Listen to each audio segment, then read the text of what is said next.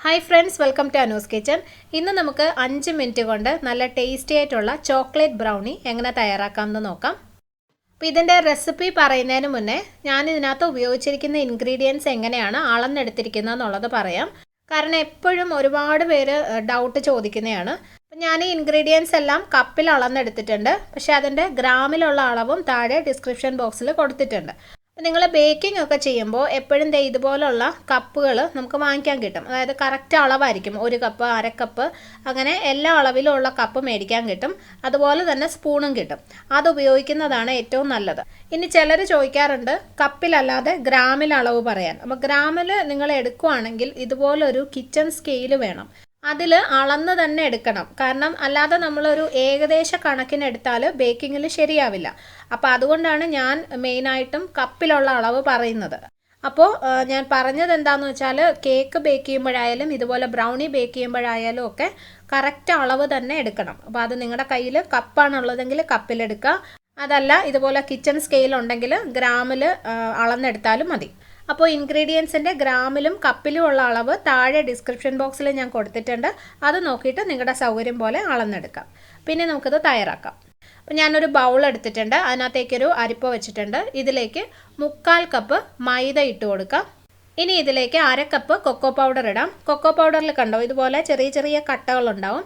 അതുകൊണ്ടാണ് നമ്മളിതൊന്ന് അരിച്ച് ചേർക്കുന്നത്. ഇനി ഇതിലേക്ക് 1 ടീസ്പൂൺ ബേക്കിംഗ് പൗഡറും 1/4 ടീസ്പൂൺ ഉപ്പും ചേർത്ത് കൊടുക്കാം.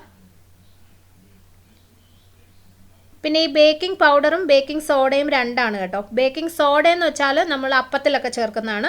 ഇത് വ്യത്യാസമുണ്ട്. ബേക്കിംഗ് പൗഡറാണ് വേണ്ടത്. അപ്പോൾ ഇത് നമുക്കൊന്ന് അരിച്ചെടുക്കാം. നന്നായിട്ട് അരിച്ചെടുത്തു. ഇപ്പോൾ കണ്ടോ കൊക്കോ പൗഡറിലുള്ള തരിയെല്ലാം പോയിട്ടുണ്ട്. ഇനി ഇതിലേക്ക് നമുക്ക് 1 കപ്പ് പഞ്ചസാര ചേർക്കാം. എനിക്കിവിടെ കിട്ടുന്നത് നല്ല ചെറിയ തരിയുള്ള പഞ്ചസാരയാണ്. അപ്പോൾ അതുകൊണ്ട് ഞാനിത് പൊടിക്കാതെയാണ് ചേർക്കുന്നത്. അപ്പം നാട്ടിൽ കിട്ടുന്ന കുറച്ച് വലിയ തരിയുള്ള പഞ്ചസാരയാണെങ്കിൽ 1 കപ്പ് അളന്നെടുത്തതിന് ശേഷം മിക്സിയിലിട്ടിട്ടൊന്ന് പൊടിച്ചിട്ട് ചേർക്കണം. അപ്പോൾ ഇതിനകത്തോട്ട് ഇട്ട് കൊടുക്കാം. ഇനി ഇത് നമുക്ക് നന്നായിട്ടൊന്ന് മിക്സ് ചെയ്തെടുക്കാം. ഇത് നമുക്ക് അങ്ങോട്ട് മാറ്റി വയ്ക്കാം.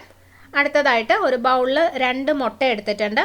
മുട്ട എപ്പോഴും റൂം ടെമ്പറേച്ചറിലായിരിക്കാൻ ശ്രദ്ധിക്കണം. അതായത് നിങ്ങൾ ഫ്രിഡ്ജിൽ വെച്ചിരിക്കുന്ന മുട്ടയാണെങ്കിൽ നേരത്തെ തന്നെ എടുത്ത് പുറത്ത് വെച്ച് അതിൻ്റെ തണുപ്പ് നന്നായിട്ട് മാറ്റിയതിന് ശേഷമേ യൂസ് ചെയ്യാവുള്ളൂ. ഇതിലേക്ക് നമുക്ക് 1/2 കപ്പ് ബട്ടർ ചേർക്കാം. ബട്ടർ ഒന്ന് ഉരുക്കിയതിന് ശേഷം അതിൻ്റെ ചൂട് മാറിയിട്ടാണ് മുട്ടയിലേക്ക് ചേർക്കേണ്ടത്. ചൂടോടുകൂടി ചേർക്കരുത്. ഇതിൻ്റെ കൂടെ 2 ടേബിൾ സ്പൂൺ എണ്ണ ചേർക്കുക. വെളിച്ചെണ്ണ ഒഴിച്ച് ഏത് എണ്ണയായാലും കുഴപ്പമില്ല. ഞാൻ സൺഫ്ലവർ ഓയിലാണ് ഉപയോഗിച്ചിരിക്കുന്നത്. ഇത് ഒഴിച്ചു കൊടുക്കാം. ഇനി ഇതിലേക്ക് 1 ടീസ്പൂൺ വാനില എസൻസും കൂടി ഒഴിക്കാം. ഇനി ഒരു വിസ്ക് വെച്ച് നന്നായിട്ടൊന്ന് ബീറ്റ് ചെയ്തെടുക്കാം. ഒരുപാട് സമയമൊന്നും ബീറ്റ് ചെയ്യണ്ട. ജസ്റ്റ് ആ മുട്ടയും എണ്ണയും എല്ലാം കൂടി ഒന്ന് മിക്സ് ചെയ്തെടുത്താൽ മതി. ഇത് റെഡി ആയിട്ടുണ്ട്. ഇനി നമ്മൾ ആദ്യം മാറ്റി വെച്ച ഡ്രൈ ഇൻഗ്രീഡിയൻസ് ഉണ്ടല്ലോ, അതിനകത്തേക്ക് ഇത് ഒഴിച്ചു കൊടുക്കാം. ഇത് വളരെ എളുപ്പമാണ് കേട്ടോ. നമ്മൾ പല സ്റ്റെപ്പായിട്ടൊന്നും ചെയ്യേണ്ട ആവശ്യമില്ല. ഇത് ഒഴിച്ചതിന് ശേഷം ഇതുപോലെ വിസ്ക് വെച്ച് തന്നെ എല്ലാം കൂടി നന്നായിട്ട് മിക്സ് ചെയ്തെടുത്താൽ മതി. കേക്കിൻ്റെ ബാറ്റർ പോലെയല്ല, ബ്രൗണിയുടെ ബാറ്റർ കുറച്ച് കട്ടി ഉണ്ടാവും. നല്ല തിക്കായിട്ടുള്ള ബാറ്ററാണ്. അപ്പോൾ അതുകൊണ്ട് ഇങ്ങനെ കട്ടി കൂടിപ്പോയെന്ന് വിചാരിക്കേണ്ട. ഇതിങ്ങനെയാണ് വേണ്ടത്. അപ്പം നന്നായിട്ട് മിക്സ് ചെയ്തെടുക്കാം. ഈ ബാറ്റർ റെഡി ആയിട്ടുണ്ട്. കണ്ടോ ഇതുപോലെ ആയിരിക്കണം. ഇത്ര കട്ടിയായിട്ടാണ് വേണ്ടത്. അപ്പോൾ ഇത് ഞാൻ മൈക്രോവേവിലാണ് ബേക്ക് ചെയ്യുന്നത്. അപ്പോൾ അതിന് വേണ്ടിയിട്ട് ഞാനൊരു ഗ്ലാസ് ബൗൾ എടുത്തിട്ടുണ്ട്. മൈക്രോവേവിൽ വെക്കാൻ പറ്റുന്ന ബൗൾ എടുക്കണം. അതിനകത്ത് താഴെ ബട്ടർ പേപ്പർ വെച്ചിട്ടുണ്ട്, ഒട്ടിപ്പിടിക്കാതിരിക്കാൻ വേണ്ടിയിട്ടാണ്. ഇതിനകത്തേക്ക് നമുക്ക് ഈ തയ്യാറാക്കിയ ബാറ്റർ ഇട്ട് കൊടുക്കാം. പിന്നെ നിങ്ങളുടെ കയ്യിൽ ബട്ടർ പേപ്പർ ഇല്ലെങ്കിൽ ഈ ഗ്ലാസ് പാനിൻ്റെ താഴെ കുറച്ച് എണ്ണയോ ബട്ടറോ നന്നായിട്ടൊന്ന് തേക്കുക, സൈഡിലും ഒക്കെ തേക്കുക. എന്നിട്ട് അതിനകത്തേക്ക് കുറച്ച് മൈദാപ്പൊടി അല്ലെങ്കിൽ കൊക്കോ പൗഡർ ഇട്ടിട്ട് എല്ലാ സ്ഥലത്തും നന്നായിട്ടൊന്ന് സ്പ്രെഡ് ചെയ്ത് എടുത്താൽ മതി. അപ്പോൾ അത് ഒട്ടിപ്പിടിക്കാതെ കിട്ടും. അപ്പോൾ ഈ ബാറ്റർ ഇട്ടതിന് ശേഷം ഇതുപോലെ ഒരു സ്പൂൺ വെച്ചിട്ട് ഒന്ന് ലെവൽ ചെയ്ത് കൊടുക്കാം.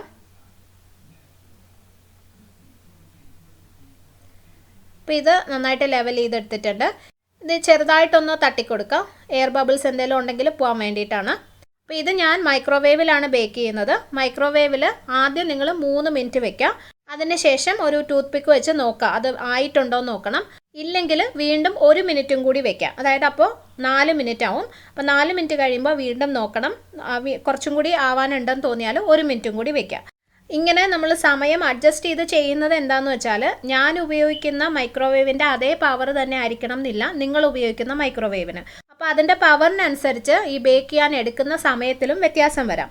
അപ്പോൾ അതുകൊണ്ടാണ് ഇങ്ങനെ അഡ്ജസ്റ്റ് ചെയ്ത് വെക്കുന്നത്. എനിക്കിത് കറക്റ്റ് 5 മിനിറ്റിൽ ആവാറുണ്ട്. പക്ഷെ നിങ്ങൾക്ക് ചിലപ്പോൾ അത് 4 മിനിറ്റിലാവാം, ചിലപ്പോൾ 6 മിനിറ്റ് എടുത്തെന്നിരിക്കും. അപ്പോൾ അത് നിങ്ങൾ അഡ്ജസ്റ്റ് ചെയ്താൽ മതി.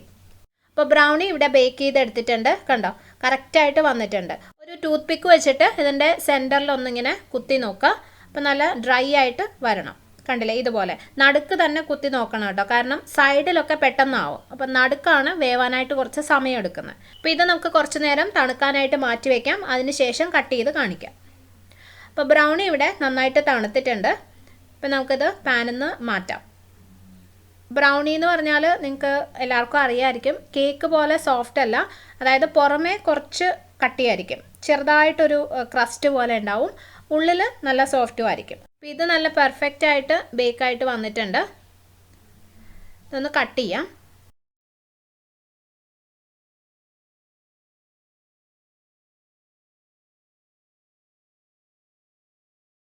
അപ്പോൾ നല്ല അടിപൊളി ചോക്ലേറ്റ് ബ്രൗണി റെഡി ആയിട്ടുണ്ട്. കുട്ടികളൊക്കെ ഇത് ഇങ്ങനെ തന്നെ കഴിക്കും. ഇതിനകത്ത് ക്രീമിൻ്റെയോ ഒന്നിൻ്റെ ആവശ്യമില്ല. വേണമെങ്കിൽ ഇത് ഇതുപോലെ കുറച്ച് പഞ്ചസാര പൊടിച്ചത് ഒന്ന് മുകളിൽ ഇട്ട് കൊടുക്കാം. ജസ്റ്റ് കാണാൻ ഒരു ഭംഗിക്ക് വേണ്ടി മാത്രമേ ഇട്ടുന്നേ ഉള്ളൂ കേട്ടോ. പിന്നെ ഇത് ഐസ്ക്രീമിൻ്റെ കൂടെ കഴിക്കാനും നല്ല ടേസ്റ്റിയാണ്. അപ്പോൾ ഇത് കണ്ടോ, ഇത് ഞാനൊന്ന് എടുത്ത് കാണിക്കാം. പുറമേ കുറച്ച് ഒത്തിരി കട്ടിയല്ല, ചെറുതായിട്ട് ഒന്ന് കട്ടിയുണ്ടാവും, ഉള്ളിൽ പക്ഷേ നല്ല സോഫ്റ്റായിട്ടും ഇരിക്കും. അപ്പോൾ നല്ല ടേസ്റ്റി ആയിട്ടുള്ള ചോക്ലേറ്റ് ബ്രൗണി റെഡി ആയിട്ടുണ്ട്. വളരെ എളുപ്പത്തിൽ തയ്യാറാക്കാൻ പറ്റുന്നതാണ്. നിങ്ങൾ തീർച്ചയായിട്ടും ചെയ്തു നോക്കണം. ഇഷ്ടപ്പെട്ടാൽ എനിക്ക് കമൻറ്റ് ചെയ്യാൻ മറക്കരുത്. അതുപോലെ പ്ലീസ് എൻ്റെ വീഡിയോ നിങ്ങളുടെ ഫ്രണ്ട്സുമായിട്ടും ഫാമിലിയായിട്ടൊക്കെ ഷെയർ ചെയ്യണം. ഇനി നമുക്ക് വേറൊരു നല്ല റെസിപ്പി ആയിട്ട് കാണാം. Thank you for watching Anu's kitchen.